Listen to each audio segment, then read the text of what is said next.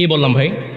আমি কোরআন মাহফিল থাকে, কোরআনে কি আমি বলবো না? যে ব্যক্তি রাতের অন্ধকারে রাত্রে দিয়ে কাজ করতো ওই ব্যক্তি এক টাকা নিত আর আপনি এখানে টাকা নিত টাকার জন্য আসছি ভাই। তাহলে ওই ওয়াজ করেন কেন?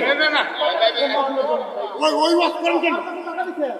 ওই ওয়াজ করেন কেন? 1 টাকা নিছি ভাই, এই কথা আপনারা মেহমানদেরকে এই সম্বন্ধে টাকার জন্য বলি, টাকার জন্য ওয়াজ করি।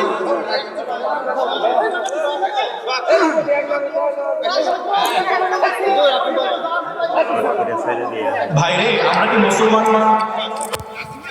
আমি আমি কোনো দলের নাম ধরে কিছু বলেছি ভাই? রাজনীতি নিয়ে কিছু বলেছি? এখানে টুপি আছে, প্রত্যেক মানুষের গায়ে টুপি আছে।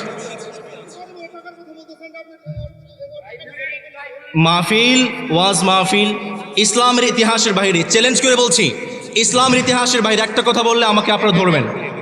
কিন্তু হয়তোবা আমরাও কিছু বুঝি, হয়তোবা একটা দলের পক্ষে যায়, মানে কোরআনের শাসন বলতে আসলে বাংলাদেশ যতদিন থাকবে কোরআনের শাসন কোনোদিন আসবে না, যতদিন ক্ষমতায় আসুক সেটা দ্বারাই হোক কোরআনের শাসন বাংলাদেশে হবে না। ইসলামী শাসন আসবে বা না আসবে, আমাদেরকে কথা বলতে হবে ইসলামের জন্য। একজন মুসলমান হিসেবে বলতে হবে আপনাকে। আমি আমি আমি শেষ করে দিচ্ছি, আমাকে বলতে দেন, আমি শেষ করে দিচ্ছি। ঠিক আছে।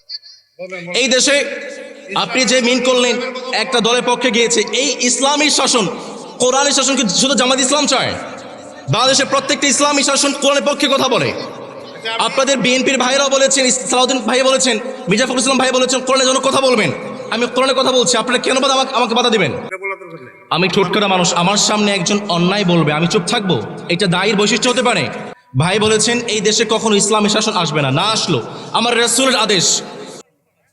ভাই একটা জবাব দিবেন। আমি এখানে কোরআন ইতিহাসের বাইরে একটা কথা বলেছি?